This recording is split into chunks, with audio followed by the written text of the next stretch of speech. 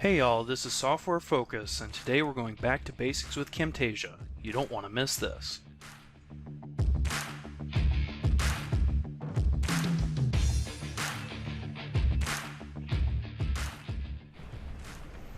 Today's episode will be focused on the media bin used within every Camtasia project. The media bin is located on the left side of the Camtasia window, and this area is a temporary storage place for any media used in a project. So recordings, videos, any audio, images, those are all kept here as a temporary storage for the project you're in.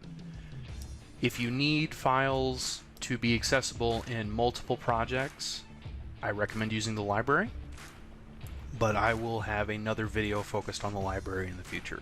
There are three main ways to import content into the media bin. In a brand new project, you can hit this green Import Media button. Clicking that will open up a file browser window where you are able to then browse to the particular media you're looking for. Select it, open it. It appears in the media bin with a thumbnail representation of the media you've selected. What I just imported was an image. Now the next way to import media is to go to this plus sign down in the lower left corner of the media bin. Select Import Media, and you are then brought to the browsing window where you can then browse to the other media. I'm going to go for recording this time, and you see again that it appears up here. This little circle in the corner is a temporary artifact as a part of the audio processing that Camtasia 2019 does automatically. I'll probably make a future video on how to enable or disable that feature. The third way to import media into the media bin is to go to File, Import, Media, and again you're brought to the browse window.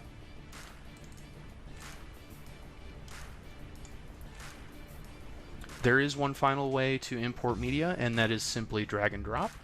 If you have a File Explorer window open, you can grab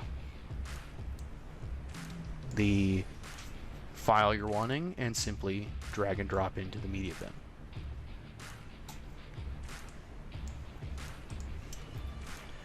The media bin has two main views for listing the media. You have this tiled view, which gives you a more visual idea of what these files are. There's also a list view, and that's selectable by this button down here in the lower right corner of the media bin. That will just give you a detailed list of the media. And these icons here for type, image, recording, audio, video, gives you the name and the duration. Unfortunately, the media bin cannot be resized, so made wider. These sub-columns can be adjusted. You can go back to the tile view by choosing this button down here, and you're back there.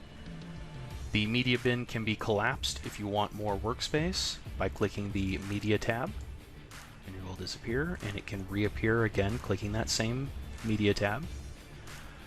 Finally, there is a Import from Google Drive function.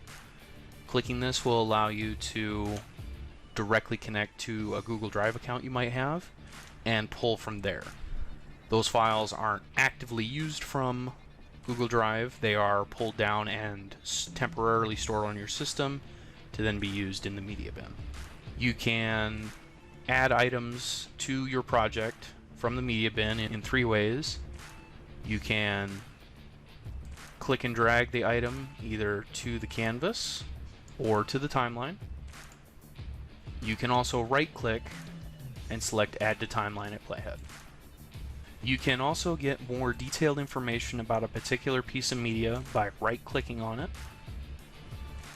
and selecting Details. That will open this dialog window that gives the location of the file, and any tracks the file may contain. So in this case, we have one track of screen video and one track of microphone audio, and we get more detailed information on that. As mentioned before, the media bin is a temporary location per project.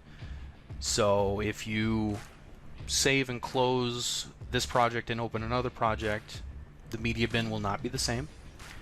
If you add files to the media bin and do not save, either those files will not show up in the media bin or the media bin will be blank, depending on where you were in your process. One useful tool for large projects is the delete unused media function, where if you want to clean up your media bin for performance reasons or just cosmetic, Camtasia is able to find and remove the items from the media bin that are not down in the timeline. You can do that by right-clicking on a spot in the media bin and selecting Delete Unused Media.